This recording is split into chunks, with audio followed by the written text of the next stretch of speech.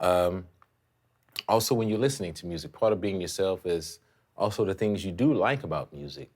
I not only like jazz, but I like, rhythm and blues and funk and Latin. I mean, I like everything. And for me, it was always very important when I heard drummers, they always had a nice backbeat. And so for me, I would just like to sit down and just try to figure out in the simplest form, like what a backbeat was. And this is also very important in the development of being yourself. You have to find your own beat. And you ask yourself, okay, well, what is finding your own beat? Well, everyone has a beat. When you sit down at the drums and you just start playing,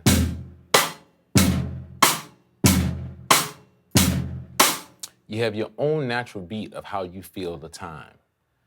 Now, the most important thing is the more you sit with it, and then you just learn the difference between the meaning and the definition of the hi-hat, how that sounds, the definition of the snare, and the definition of the bass drum. We're just gonna deal with those three basic right now.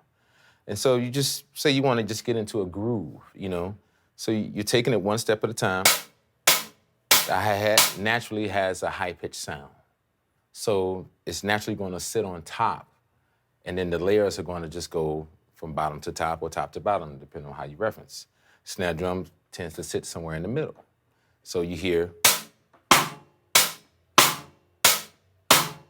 Now I'm just playing quarter notes. I'm trying to get the snare drum and the hi-hat as much synchronization as possible. So if I'm playing here, to me, to establish the groove is to make sure that even though I'm playing 1, 2, 3, 4, on 2 and 4, the snare drum is hitting to lock in with the 2 and 4 that I'm playing on the hi-hat. 1, 2, 3, 4.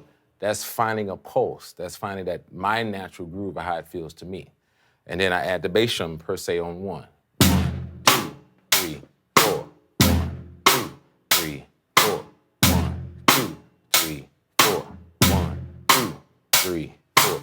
Now I'm sitting with it and try to just feel, how does it feel to me? Like when I heard that great tune on the record, no matter what, maybe it was in a triplet feel.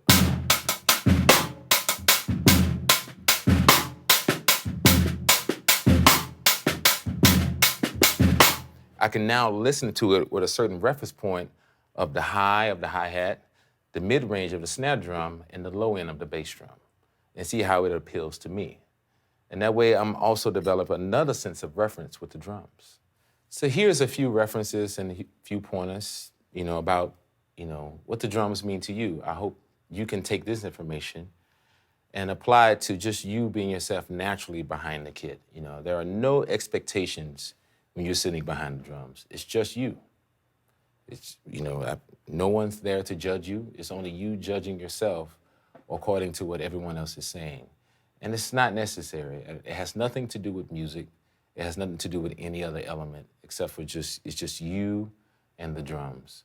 So I implore you to take those points and just sit with them and work with them and just naturally find your own journey, or for a better choice of words, let the journey take you where you need to be.